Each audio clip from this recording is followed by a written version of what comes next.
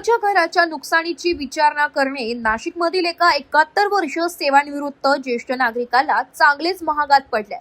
बंगल्याच्या पुनर्विकासाला नकार दिल्याच्या जुन्या रागातून जागा मालक आणि त्याच्या भागीदाराने वृद्धाला विटांच्या ढिगाऱ्यावर ढकलून लाथाबुक्क्यांनी बेदम मारहाण केल्याची धक्कादायक घटना पारिजात नगर येथील सुयोग कॉलनीत घडली। या प्रकरणी सातपूर पोलिसांनी संशयित जागा मालक पंकज ठाकरे वय वर्ष 50 आणि त्याचा भागीदार पंकज पाटील यांच्या विरुद्ध गुन्हा दाखल केलाय। अरुण सावंत वय वर्ष 71 यांनी या प्रकरणी फिर्याद दिली आहे।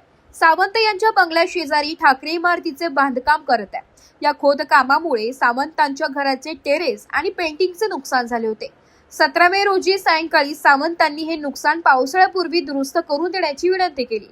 याचा राग आल्याने संशयितांनी त्यांना शिवीगाळ करत मारहाण केली। हृदयाची शस्त्रक्रिया झालेल्या व रक्तदाबाचा त्रास असलेल्या सावंतांना ठाकरेने हातात वीट धरून तुला आज मारूनच टाकतो अशी जीवे मारण्याची धमकी दिली। या हल्ल्यात सावंतांच्या पायाला आणि छातीला गंभीर दुखापत झाली असून त्यांच्यावर जिल्हा रुग्णालयात उपचार करण्यात आले।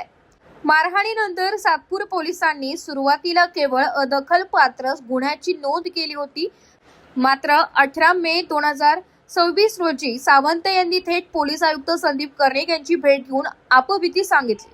आयुक्तांच्या कडक आदेशानंतर सातपूर पोलिसांनी संशयितांविरुद्ध मारहाण व धमकावल्याप्रकरणी गुन्हा नोंदविलाय। बंगल्या बळकावण्यासाठी हे सगळे प्रयत्न सुरू असून आम्हाला धमक्या दिल्या जात आहे असा आरोप पीडित अरुण सावंत यांनी केलाय। पोलीस या प्रकरणाचा पुढील तपास करत आहे। ब्युरो रिपोर्ट, समाचार टुडे, नाशिक।